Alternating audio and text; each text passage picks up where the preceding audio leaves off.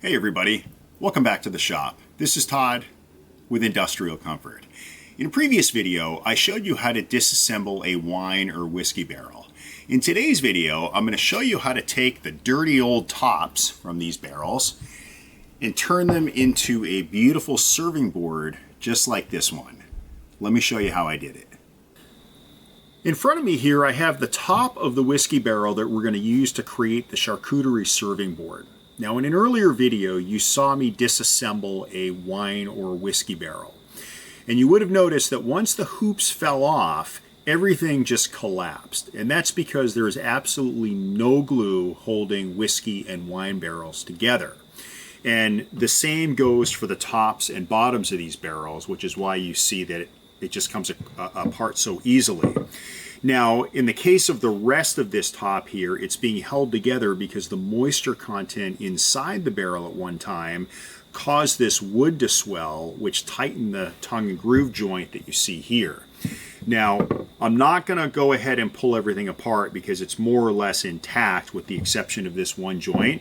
So I'm going to glue the tongue and groove joint here and reassemble it, because in the next step, we're going to create a couple of rabbets underneath so that we can take a piece of white oak like this that I had laying around the shop to create some bracing that will keep everything together. So let's glue this joint and then we'll move to the next step.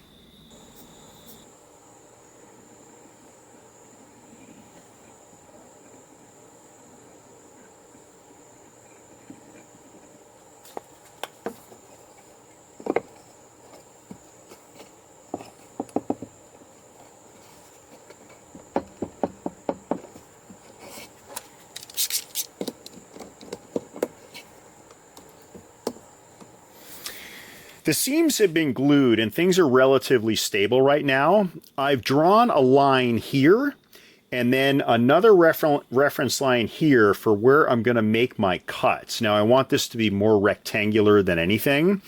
So you can run it through a table saw. You can use a circular saw with a guide. I'm actually going to use my bandsaw because there's a ton of unevenness. I don't know if you can see from the camera angle, but based on the warpage from all the moisture, I just think that using a bandsaw is probably going to be the easiest way to cut this. What we'll then do is come back, we're going to flip it over, and we're going to rat out two channels underneath that we're going to use for our support pieces of wood.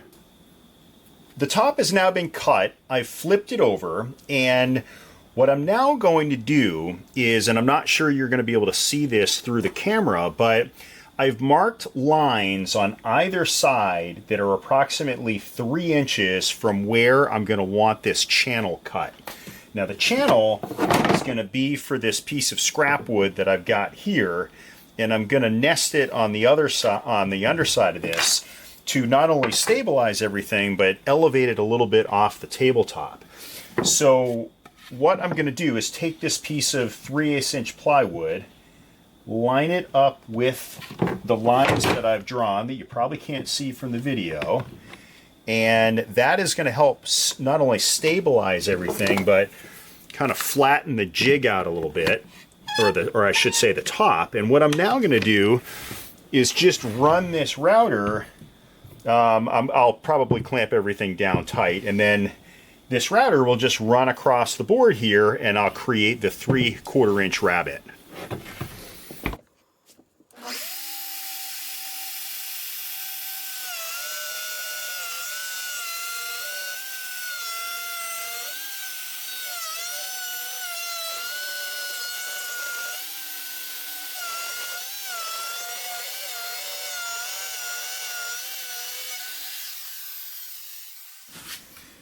With the serving board now sort of shaped up, what I'm going to do is back out these support braces, and I'm now going to glue them in place before I go on to any further work.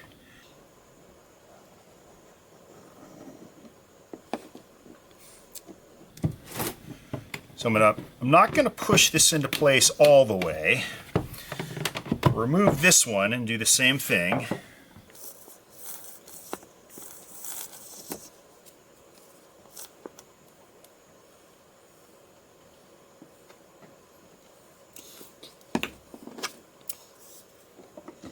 Now, as you probably heard me say a couple of times, there's a ton of warpage on this board because of how this wood and the moisture was affected the wood. So what I'm going to do now, I mentioned that I wasn't going to push it down, push these cross members down all the way. And the reason that I didn't want to do that is that I wanted to press down from the top to make sure that it's nice and level.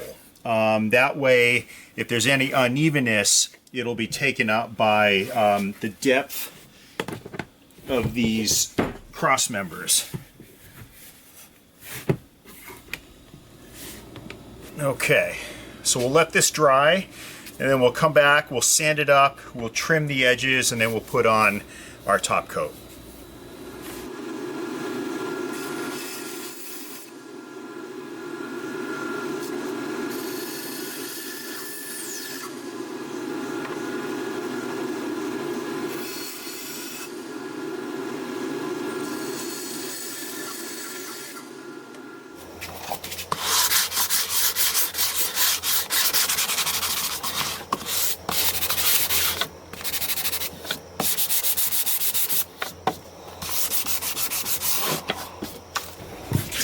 Now on the underside, you'll notice that there is char all across the boards here. Now this is how it originally came from the barrel. Now I am not going to touch the underside of this. I'm just going to give the rails a light sand, and I'm probably going to coat with some wood turner's finish or perhaps some true oil just on the rails. I'm going to leave this exposed because of the incredible aroma it gives off.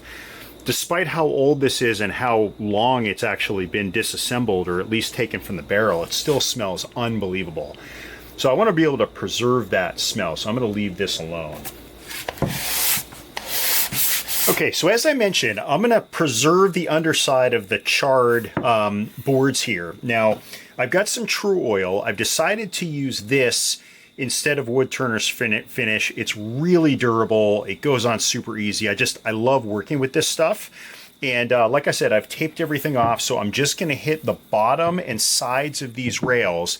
I'm going to probably, well, I'll hit the sides of these as well and see if I can do it in a way that leaves everything looking clean.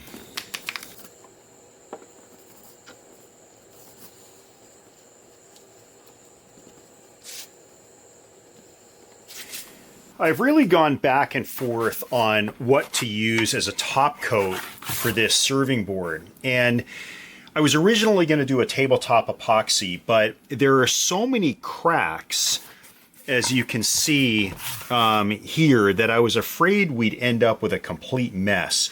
We also have this beveled overhang, and I was afraid that the epoxy would just curl underneath.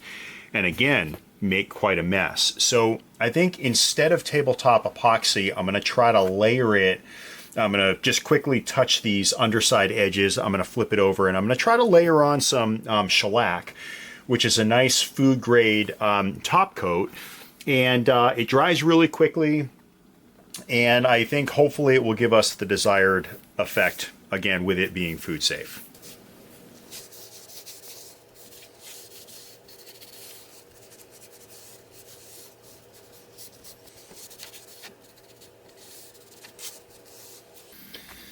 All right, we'll let this dry, and then we'll keep layering on the coats and see what we come up with.